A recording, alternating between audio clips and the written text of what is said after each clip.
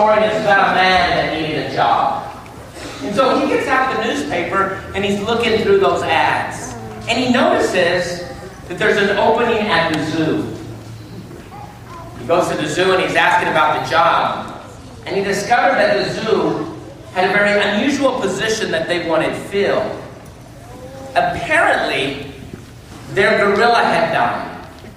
And until they could get a new one, what they wanted a person to do is dress up in a gorilla suit and pretend to be a gorilla for a few days. All the person had to do was pretty much put on the suit, sit around, maybe eat a banana, sleep, and do such things as a gorilla would do. A person's true identity would be kept a secret because of that gorilla costume. And no one would really know the difference because that costume was very realistic. The zoo was paying pretty good money for this position, and so the man thought, I can do this. So he takes the job. He tries on the gorilla costume, and sure enough, it looks so real. He looked just like a gorilla, and no one was going to be able to tell the difference. And so the zookeeper took this man dressed in the gorilla costume to the cage. As the man walked in, people were impressed. The man just kind of started walking around, and he thought, you know what? I'm going to take a nap. So he went to the back of the cage and just fell asleep. After a while, he woke up, walked around, but he was getting a little bored. People were watching him walking around, and they got a little bit excited because the gorilla was moving around. So he started thinking to himself, I could really excite him. So he started jumping around like a gorilla, walking around like a gorilla. People were getting really excited about it, and they began to throw peanuts into the cage to encourage the gorilla. Well, the man loved peanuts, and so he started making gorilla noises. People were throwing more peanuts in there. The man was thinking, man, this is great. Great job, I'm getting paid for this. People were getting more excited about it, and so he sees this vine in the cage, and he grabs it, and he starts swinging from one side to the next. Just swinging. People were throwing more peanuts. He was getting all excited about all those peanuts that he was getting. So he was going higher and higher and higher. People were cheering and clapping. And all of a sudden, as this man was swinging from side to side, that vine snaps. He swung so high, he swung over the cage into the next cage where the lions were kept. You can just imagine what was taking place. Man was terrified. He was afraid. He panicked because there was this huge lion just staring at him. And that lion looked hungry. So, the man in the gorilla suit jumps up and starts running around and yelling, somebody help me! I'm not a gorilla! I'm a man in a gorilla suit! Somebody help me, please! Somebody help me! And that lion just starts charging, coming at him. The man is running around screaming, help me! Help me! Lion is coming. Finally, the lion catches up and pins him on the ground. And this man is yelling, help me, help me! The lion says, will you shut up? You're going to get both of us fired.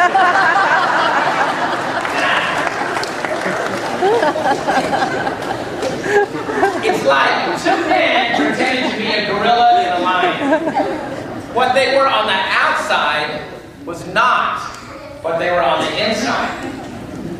Kind of a funny little story, but sometimes that is how we are. But we're not people dressed up in an animal suit like a gorilla or a lion.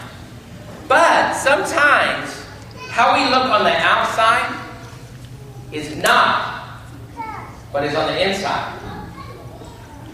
What Jesus was telling the Pharisees and the scribes in the gospel today. They believed that faith in God was something on the outside. They believed that religion or their faith in God was something that you wore, like Father Frank and the deacon and myself are wearing. They believed that, no, it was something of how important you were in the church or how much money you gave. Jesus was telling them, you've got it all wrong. It's much more than that. What Jesus was telling the people is that, no, it's a personal relationship with God. It's your friendship with God. It's what happens right here. But for them, they believed that all religion was, all faith was following these rules. And the better you followed these rules, the holier you were. If you kept all the rules and regulations perfectly, they consider themselves a very good follower of God. Now, I don't want you to get the wrong idea of what Jesus is saying in the gospel today. Because rules are necessary, rules are good. But what Jesus was trying to tell them was that you have to know why you do the things you do. I want to repeat that. Jesus was saying, you have to know why you do the things you do. Let me tell you another true story about a young couple that had just gotten married.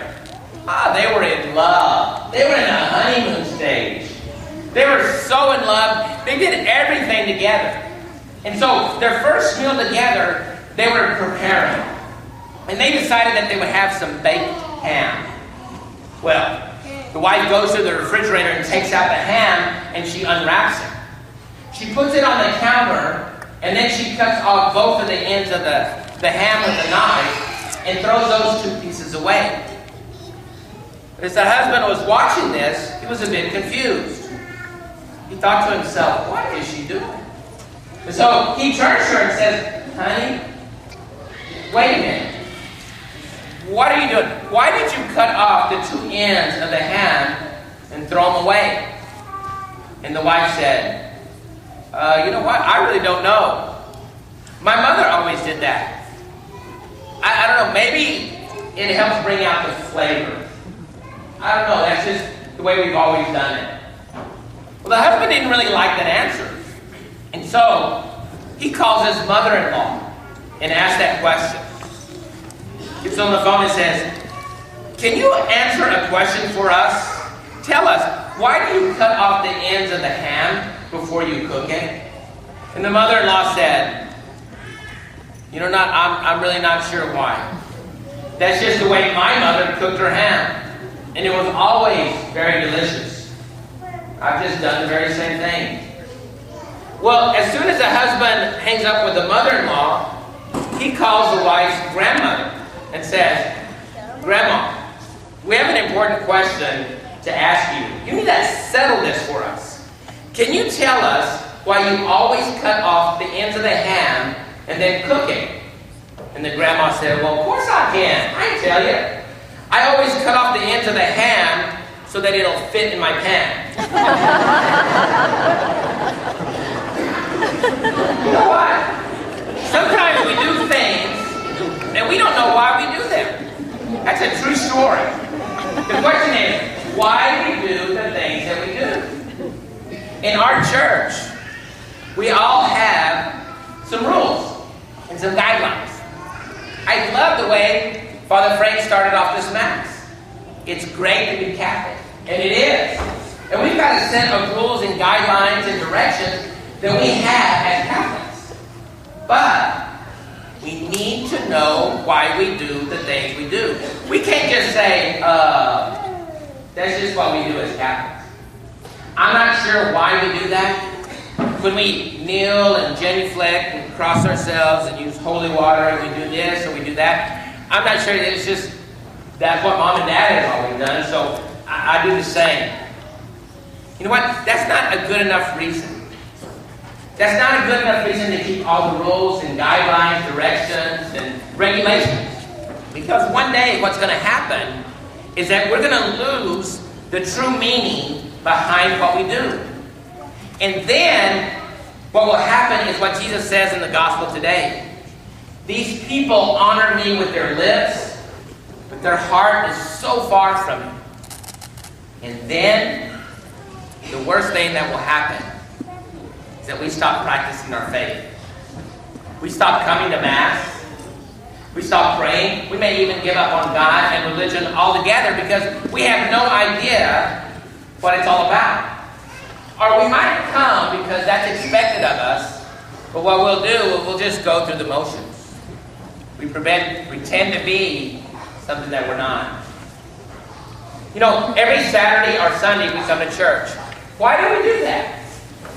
Because God asked us to do so. And it's important for us to come together as a community so that God can bless us. So that God can make us stronger as His followers. By hearing His Word and being in the presence of the true body and blood of Jesus. And then receiving that great gift. When we come into this church, we bless ourselves with holy water. Why do we do that? We cross ourselves. We do that to remember that we're sinners, that we are in need of God's blessings of forgiveness. It also reminds us that we're children of God, and that in this community, many of us have made a promise to God in baptism. Why do we bow to the altar? It's where the sacrifice of the Lord on the cross is remembered and brought into the present day. Why do we genuflect to the tabernacle? It's where the consecrated host, Jesus' body, is kept. Little ones, listen up. It's great to be Catholic. But there are so many things that we do in the Catholic faith that we need to know why we do the things we do. If we don't know why we do the things we do, then it's like a man who dresses up in a gorilla costume and pretends to be the gorilla. Or it's like a young couple who cuts off the ends of the ham, not really knowing why. That's just what they've always done in the past. A good way to learn more about who we are as Catholic is to sign up for religious education classes. That's what we're doing during these days. So that we know more about who we are in our identity. Because everybody needs to know more about our Catholic faith.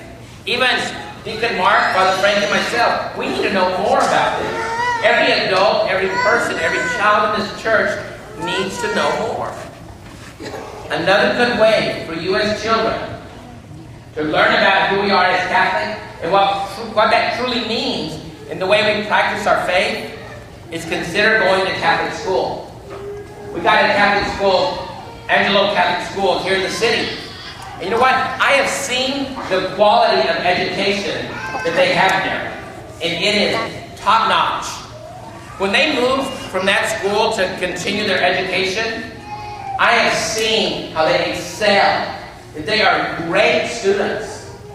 I want you to consider, or ask your parents to consider sending you to Angelo Catholic School.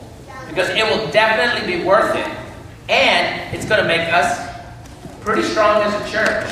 Because when it starts way back here, as you're little, well, y'all are going to be strong in the future. Why do we do the things that we do in our faith? We don't want Jesus to look down at St. Mary's and say, you know what? Their lips and their hands, they raise hands, they clap, and they praise me with their lips. But where's their heart? We don't want the Lord to look down upon us and say, you know, they honor me with their lips, their heart is so far away. The way that we make sure that doesn't happen, we know why we do the things we do. We need to be stronger as children of God. We need to be stronger in our Catholic faith. We need to be stronger in our faith in God. And the way that we do that is know why. Why do we do all the things that we do? Religious education classes, you can sign up right in the back after Mass if you haven't already. Even the adults who need the sacraments, RCIA. There's going to be other opportunities. I know there's going to be a class on the Eucharist that comes soon for the adults. Every one of us in this church need to know why we do the things we do. Once you know that, I assure you, you'll be strong. You're going to make St. Mary's a strong community. Why? Because God's going to bless us. You got it?